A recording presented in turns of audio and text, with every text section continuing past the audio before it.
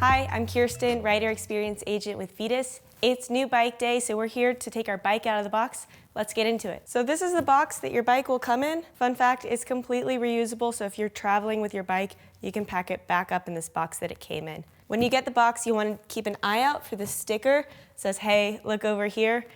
Some of these boxes might open on the top, yours might open on the side. Pay attention to that label and go from there to open the box.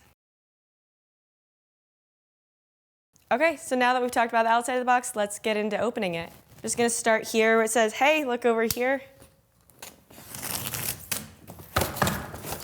Just watch your fingers and slide it out from here. Okay, so we've got our bike box out. We're about to start building. We've scanned our QR codes here and here. Next, we're gonna set up our tubeless sealant. First, let's take a look at the small parts that come with the bike. So inside this box, you'll find a pedal wrench, some pedals to get you going, and a multi-tool. Alongside it, you'll also find your tubeless sealant. So we'll carefully remove our wheels from the packaging, remove that cap, which also contains a valve core removal tool. And then you can begin to let out some air from the wheel. And then we're going to remove the valve core. Just be warned, this might make a lot of sound. That's perfectly normal. Okay, so we've got out the valve core. Now all that's left to do is to pour the sealant back in through the valve. So I'll set the wheel aside here, shake up our sealant, use the secondary lid that has the little hose on it, attach the hose onto the valve, and we can squeeze in half the bottle of the sealant. Okay, from this point we can reinsert our valve core, again using this little tool that's the cap on our valve to make sure it's tight. Okay, so we've got our sealant back in the tire. Our valve core is seated back inside the valve. We're gonna air up our tires. Check out your wheel manufacturer's recommendation for how much air pressure to put in your individual wheel and tire setup. Okay, so we're just reinstalling the valve cap. This wheel's ready to ride. I'm gonna repeat the process with the other wheel, and then we'll start working on the frame. So we've got our wheels set up. I've set those aside so that we can focus on our frame now. As a reminder, our box, our volley straps, Velcro, everything here is reusable. So on your next trip, hold on to this. You can pack your bike up in it so it gets safely where you're going.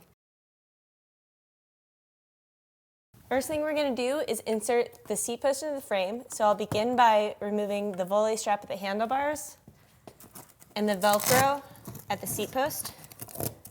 We'll keep the rest of the frame in the packaging just to make things easy.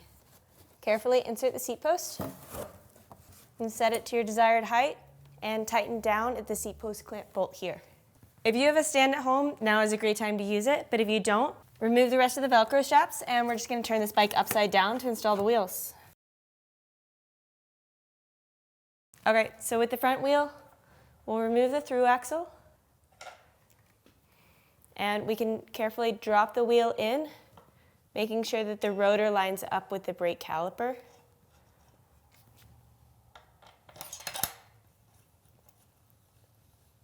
And thread back in the through axle.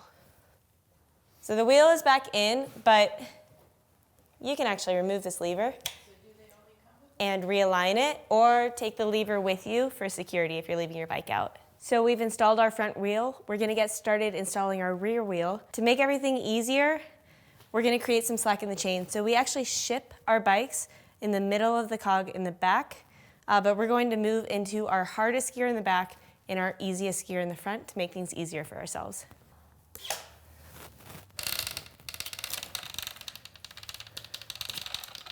At this point, we can remove the through axle. Drop the cassette onto the chain and the rotor into the caliper. Okay, so we've got our wheels on. At this point, it's time to put on some pedals. We'll grab our small parts box that came with the bike, and out of here we'll need the multi-tool, as well as the pedals, which are labeled right and left. I'm gonna get started with the left. So before you install these pedals, you'll really wanna get some grease on the threads. If you don't have some grease, even some Vaseline is better than nothing. I like to thread my hex wrench through the pedal eyelet and then pull the pedal back in towards the frame and spin my wrench. Okay, so the pedals are on the bike. We are almost ready to go. One last note before we go off for our ride. Any bikes that have electronics on them, so a bike with SRAM axis, Shimano Di2, maybe an e-bike, we're charging all those batteries before we ship them out to you.